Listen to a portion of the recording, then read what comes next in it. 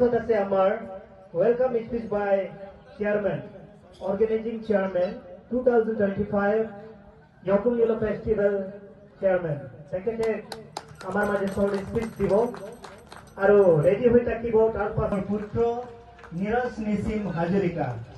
young generation and young and energetic তেখেতে আজি আমাৰ মাঝে উপস্থিত হৈ আমাৰ নিসি আমাৰ জনগোষ্ঠী লোকসকলৰ কাৰণে আমাৰ এটা সুখৰ বাৰ্তা এটা কঢ়িয়াই আনিছে তাৰ কাৰণে এই সময়ত আমি তেখেতক আমি আমাৰ নিসি জনজাতি লোকসকলৰ ফালৰ পৰা আপোনাক আমি আন্তৰিকতাৰে আমি धन्यवाद दीजिए सर प्लीज आपका चेयर को ग्रहण कीजिए उसके बाद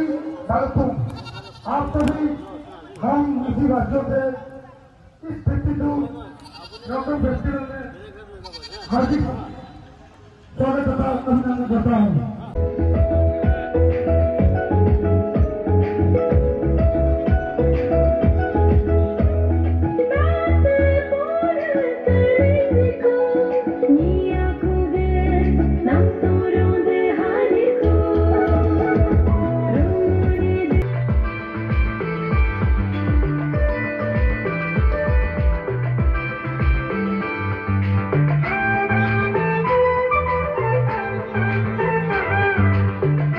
নিচি ৰংগৰা গাঁৱত চাৰিডৰা অঞ্চলৰ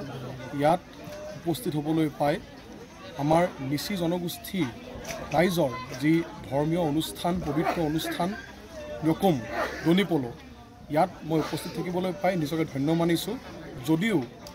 মোৰ দেউতা নদৰ সমষ্টিৰ বিধায়ক শ্ৰীযুত পদ্ম হাজৰিকাদেৱ মুখ্য অতিথি হিচাপে উপস্থিত থাকিবলগীয়া আছিলে কিন্তু বিশেষ কাৰণবশতঃ তেখেত আহিব নোৱাৰিলে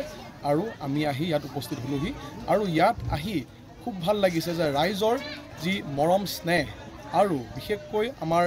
অসম আৰু অৰুণাচলৰ যি একতা বা সাতাম পুৰুষীয়া আমাৰ যি ভাতৃত্ববোধ তাক ইমান সুন্দৰকৈ বজাই ৰাখি আমাৰ নিচি ৰংগৰা গাঁওবাসী ৰাইজ আৰু আমাৰ অৰুণাচলৰ পৰা ৱাগে ডাঙৰীয়া আহিছে তেখেতৰ সহযোগীও আহিছে তেওঁলোকে ইয়াত যি মিথুন